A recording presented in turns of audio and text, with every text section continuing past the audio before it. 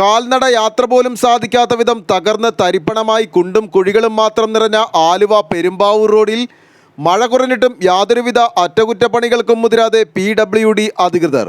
പ്രതിഷേധങ്ങളുമായി എത്തിയവരോട് ഉടൻ തന്നെ ടാറിംഗ് നടത്തിയുള്ള അറ്റകുറ്റപ്പണി ആരംഭിക്കുമെന്നാണ് അധികൃതർ അറിയിച്ചിരിക്കുന്നത്.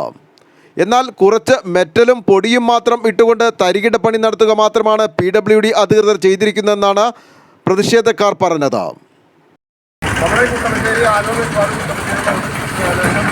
എല്ലാ മാധ്യമങ്ങളിലും പത്രങ്ങളിലൊക്കെ വളരെയധികം ജനകീയ പ്രക്ഷോഭമൊക്കെ നടന്നതാണ്. ഇതുവരെ ഈ റോഡ് നന്നാക്കുന്ന കാര്യത്തിൽ അധികാരികളുടെ ഭാഗത്ത് യാതൊരു തീരുമാനമുണ്ട്. ഇത്ര നാൾ ജനകീയ സമിതി ഉണ്ടാക്കിയും അല്ലാതെയും എല്ലാ കക്ഷി രാഷ്ട്രീയ ഭേദമന്യേ ജനങ്ങളെ പ്രതിഷേധിച്ചിട്ടുണ്ട്. ഇപ്പോൾ 2 ദിവസം വെയിൽ കണ്ടിട്ടും ഈ റോഡിലുള്ള കുഴി താൽക്കാലികമായിട്ടെങ്കിലും അടക്കാനുള്ള യാതൊരു നടപടിയും അധികാരികളുടെ ഭാഗത്ത് ഉണ്ടായിട്ടില്ല. ഇപ്പോൾ ഇതിലെ പോകുന്ന ഒട്ടുമിക്ക വണ്ടികളുടെയും സ്പെയർപാർട്സുകളൊക്കെ ഡാമേജായി തുടങ്ങി. വണ്ടി സ്ഥിരമായിട്ട് 2 വീലറിന് പോകുന്ന ആളുകളുടെ നടുവേദന തുടങ്ങി.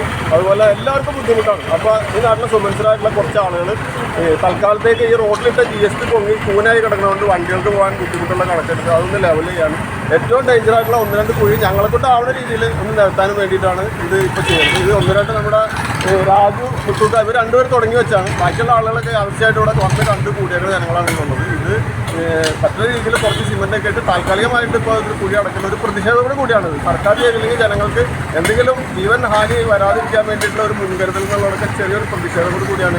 ഇത് ഒട്ടേറെ ജനങ്ങൾ ഇതിനകത്ത് സഹകരിച്ചിട്ടുണ്ട്, പല രീതിയിൽ പ്രതിഷേധിച്ചിട്ടുണ്ട്. ഇതിപ്പോൾ അങ്ങനെ മുൻകൂട്ടി ആസ്വദിക്കുന്ന പരിപാടിയൊന്നുമല്ല. 2 പേര് ചെയ്യുന്ന കണ്ടിട്ട് ബാക്കിയുള്ളവർ വന്ന് സഹകരിക്കുന്നതാണ്. ജനങ്ങൾക്കുള്ള പ്രതിഷേധം കൂടി ഈ രീതിയിൽ ഞങ്ങൾ രേഖപ്പെടുത്തുകയാണ്. ആലുവ പെരുമ്പാവൂർ KSRTC റോഡാണ്.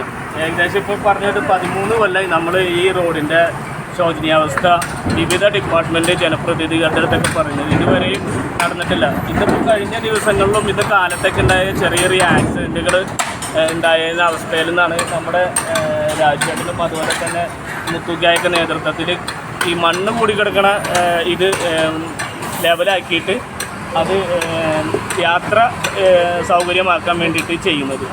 ഇത് ഞങ്ങളെപ്പോലുള്ളവർക്ക് നാണമായി. ഞങ്ങൾ കുറേ ഇവിടുത്തെ ജനപ്രതിനിധികളും മറ്റവരുടെ അടുത്തൊക്കെ പറഞ്ഞ് നമ്മൾ ആകെ നാണം കെട്ടിരിക്കുന്ന ഒരു അവസ്ഥയിലാണുള്ളത്.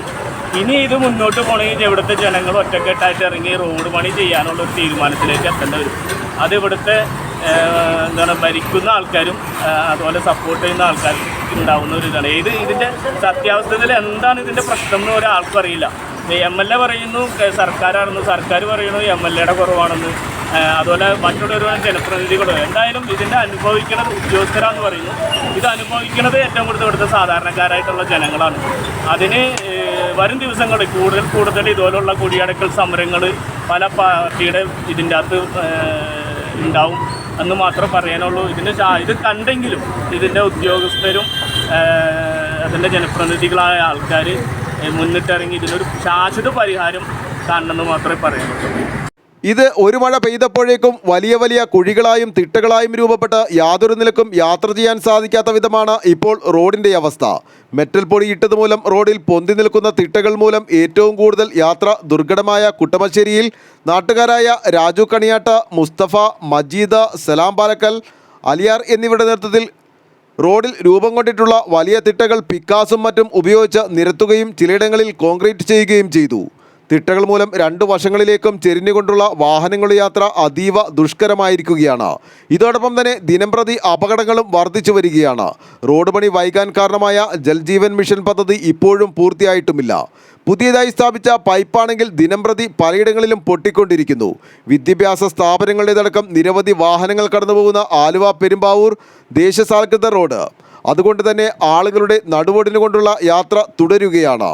കുട്ടമശ്ശേരി റോഡ് സുരക്ഷാ സമിതിയുടേത് അടക്കം വിവിധ സംഘടനകളുടെ നിരവധി പ്രതിഷേധങ്ങൾ ഇതിനോടകം നടന്നു കഴിഞ്ഞു. എന്നിട്ടൊന്നും കണ്ണു തുറക്കില്ല എന്ന നിലപാടിലാണ് അധികൃതർ. ആലുവ ലൈവ് ന്യൂസിനു വേണ്ടി സിദ്ദീഖ് കാരക്കാടിനൊപ്പം സനൂപ് കളമശ്ശേരി.